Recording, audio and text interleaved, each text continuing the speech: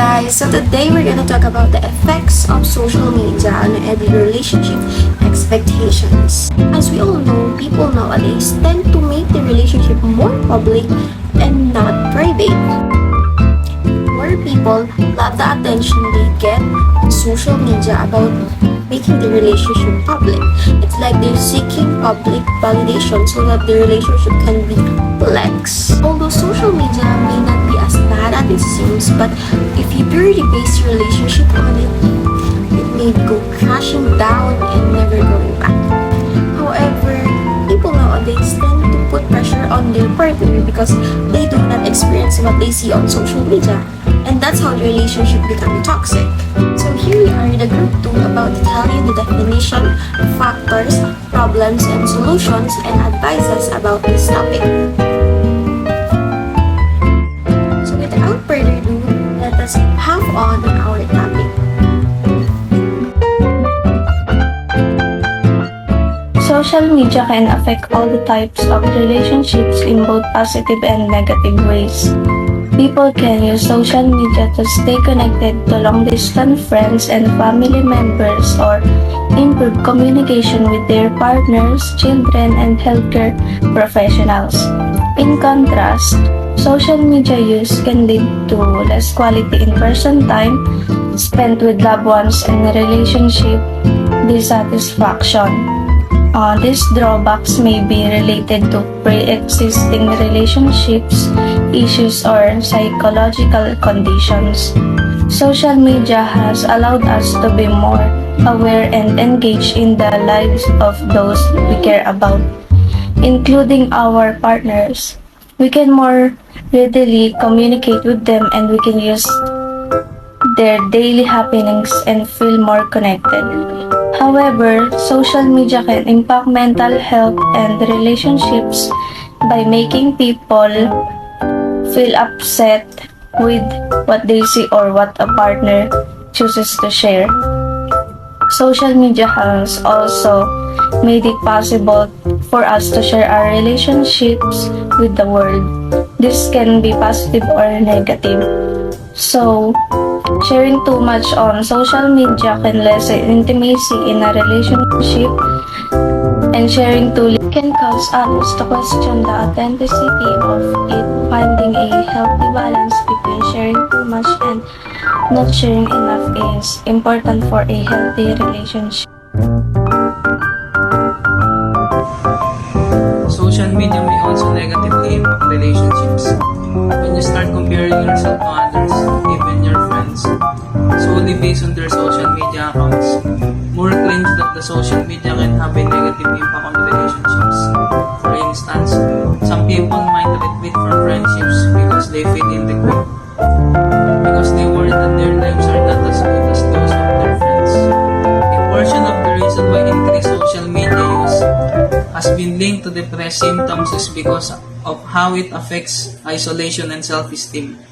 You could not feel good about yourself and be more prone to sadness if you're always comparing your life to the flawless portrayal others give on social media.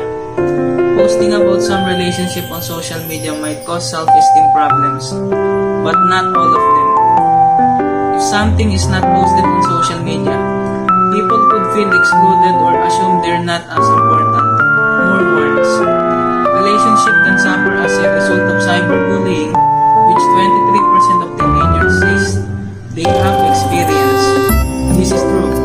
Whether the bullies are directed at you or someone else. For instance, cyberbullying has been associated with the higher incidence of depression, both the victims and the offenders. I'm Catherine Ann E. Masangkay, and these are the problems and negative effects of mass media on relationship expectations. Number 1. It fuels functional impairments. Substituting social media interactions for face-to-face communication may impact not only existing relationships but also the ability to form new relationships. Also, excessive exposure to disaster and negative news on social media, television, and other news outlets may trigger negative effects which may in turn contribute to mental health problems. Number 2. It decreases quality time and relationship satisfaction. Excessive social and mass media use can negatively impact quality time, create conflict, and reduce relationship satisfaction, whether the relationship is romantic or not. Number 3. Depression or anxiety over body image. Media influence may lead people to internalize patterns of physical beauty, resulting in dissatisfaction with their own bodies when they are unable to match up to these patterns. In the constant search for an ideal body, people may begin to develop risk behaviors for the development of eating disorders. Number 4. Normalizing violence and hateful behavior. Meta-analysis of unhealthy effects of media violence have shown that youth who view media violence on a regular basis are more likely to exhibit antisocial behavior, ranging from imitative violent behavior with toys to criminal violence, acceptance of violent behavior, increased feelings of hostility, and desensitization toward violent behavior with toys to criminal violence, acceptance of violent behavior, increased feelings of hostility, and desensitization toward violent behavior. This information is not applicable to everyone who views it, but imagine a young impressionable preteen that may think this behavior is acceptable. Number 5. Unfettered access to pornography.